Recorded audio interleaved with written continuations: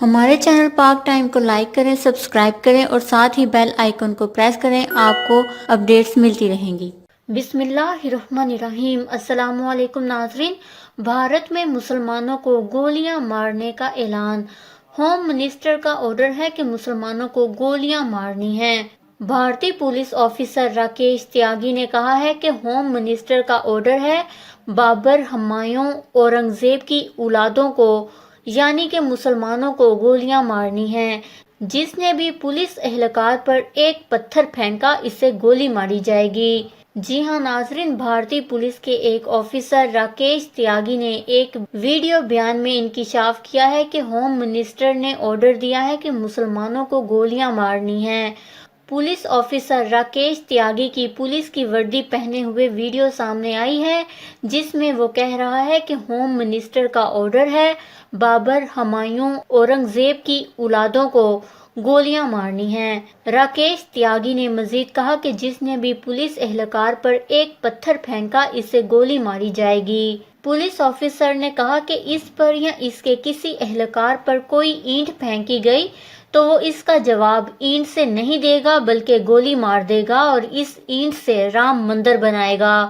بھارت کے اس فیصلے پر وزیر اعظم عمران خان بھی خاموش نہ رہے اور وہ نئی دہلی میں مسلمانوں کے قتل عام کے خلاف ایک بار پھر میدان میں آ گئے ہیں۔ ان کا کہنا ہے کہ دہلی میں پولیس اور RSS کے جتھوں نے مسلمانوں کا قتل عام کروایا ہے۔ سماجی رابطے کی ویب سائٹ ٹویٹر پر انہوں نے کہا کہ ریاستی سرپرستی میں ہونے والی اس دہشت گردی سے نئی دہلی میں 20 کروڑ مسلمانوں کے اس طرح بنیاد پرست بننے کا خدشہ ہے، جس طرح مقبوضہ کشمیر میں بھارتی قابض فورسز کی زیادتیوں کی وجہ سے نوجوان بنیاد پرست بن گئے۔ بھارتی قابض فوج نے تقریباً 1 لاکھ کشمیریوں کو شہید کیا ہے۔ عمران خان نے مزید کہا کہ میں کئی بار واضح کر چکا ہوں کہ جب تک بین الاقوامی برادری مداخلت نہیں کرے گی، یہ صورتحال نہ صرف اس خطے کے لیے بلکہ پوری دنیا کے لیے تباہ کن ثابت ہوگی۔